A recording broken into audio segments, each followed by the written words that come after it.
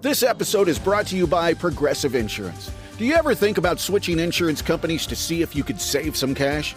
Progressive makes it easy. Just drop in some details about yourself and see if you're eligible to save money when you bundle your home and auto policies. The process only takes minutes, and it could mean hundreds more in your pocket.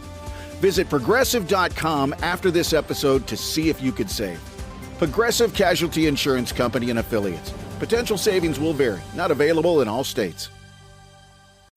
The best of the Morning X with Barnes, Leslie, and Jimmy. 99X. I had a very interesting social experience over the weekend. I went back home for Father's Day, and Saturday afternoon, my sister and her husband invited me and my mom and dad out to watch my nephew's soccer game. He's 10. He's a soccer phenom. He plays with like 12-year-olds. He's very fast and athletic. And their team got killed, but you read about these stories in the paper and stuff, and I'd never really experienced it firsthand. I don't think I have ever seen adults at their worst more than at a 10-year-old soccer game. Oh, or Little League game. T-ball, all that crap. Adults behaving badly. Absolutely the most despicable thing I've ever seen. The team was getting beat. You know how kids playing soccer, kids fall down. They bump into each other. Sure. They trip over each other. I mean, it's just part of the game, And the people on our side of the field were like screaming at the ref that he was fixing the game, and they were screaming that he was reffing unfair, and they were calling like the ref really has an interest in fixing a 10-year-old soccer game. There's a lot of money to be made on this.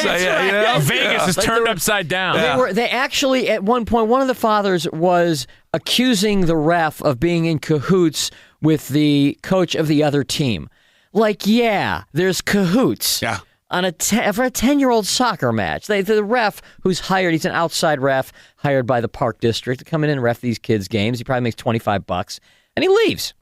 And I remember at one point, one of the kids, I guess, tripped over one of the other guys, and maybe that's the second time it had happened. So one of the fathers on our side screamed out, "Ben, if he does that to you again, you trip him back." And of course, the father of the kid on the other side starts screaming at our side, something I couldn't really understand. But, when you're, I guess, on the sideline and you hear the father of another team tell his kid to do something bad to your kid, then, of course, that gets you all bowed up. One of the fathers, I kid you not, one of the parents at one point screamed at his kid out there something like, "Stevie, if number 12 does that one more time, you take him out." Really?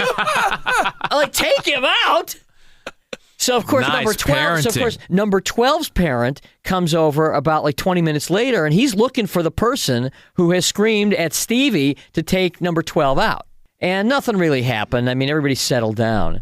But it was absolutely, I couldn't believe, and this was, probably normal. I mean, this was not, like one of these situations where it totally got out of hand. My guess is that this was probably business as usual for any soccer game, any Little League game, as you mentioned, that goes on every single weekend at every baseball diamond, Little League diamond, or soccer field, everywhere. The parents, if you're a parent and you got a kid in soccer, you should be ashamed of yourself. Well, these days, the behavior is out of control. Yeah, these days, you see so many incidents of this, and, you can blame all these little soccer moms and dads and baseball and everything because, like you say, their little kid gets bumped or pushed.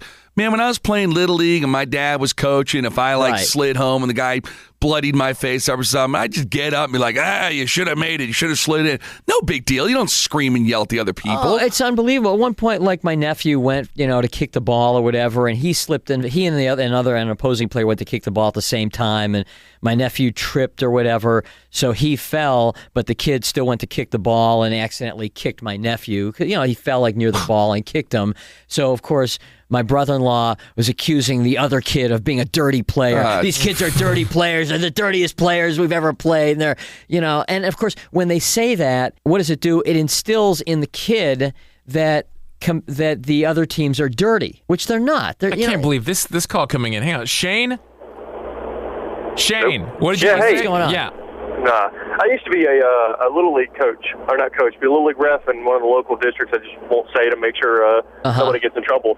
But I've actually had situations that towards the end of the series, when they have an all-star games and things like that, where different parents from the different teams would actually come up and offer you money, bribe you, to try to throw the game towards their team. To fix the game for what? Yeah. Like what? How do they approach you with a bribe? You just be walking towards the field and they say, hey, I'm so-and-so with this team, or are you reffing this game? And you tell them, yeah, and they go, hey, here's $100 if you'll just kind of look the other way on our players, or, throw some bad calls towards their team, or whatnot. That's pathetic. Really, that is pathetic. $100? I'd need at least 5. Like you even exactly. Right, but like you care which Little League team wins. Exactly, and you'd be surprised at how many times on these games that the benches get cleared, but say an assistant coach. Because the parents are, screaming at the kids and using profanity and cussing out the other coaches. Oh, and the yeah, referees. totally. I saw the coaches get all over the ref for 10-year-olds. Yeah. What are some things that you've seen parents do, like, to get out of hand? I actually saw one parent jump over a fence and run out on the field to try to attack one of the other coaches who was playing, in Little League Baseball, you got like a first and third base coach. The guy cleared the 4-foot fence and came sprinting across the field to attack the first base coach because of something he'd done to one of his kids, his coach on his team. I like the parents who come out and chase the kid on the other team. That's happened? Oh, yeah. Absolutely. That happens as well. Todd, what were we going to ask him? How many times have you been approached after a game by a pissed-off parent? During the one season that I did at one specific field, I was actually escorted off the field by police officers about 10 times.